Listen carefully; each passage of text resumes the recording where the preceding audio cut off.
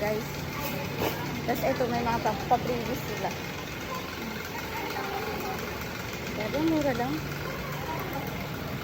So, mga chupon. Ito naman, ano ba to? Regular unscented. Ito tayo isa. 12 pesos lang eh.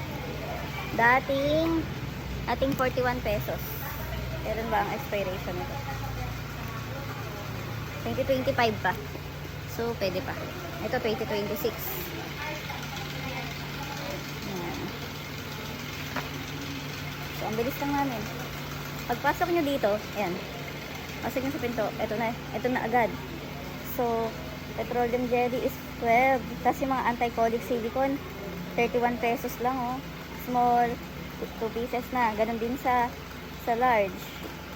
And then, yung mga wipes nila na, itong blue is scented. So, 13 pesos lang. 6 may 6 pesos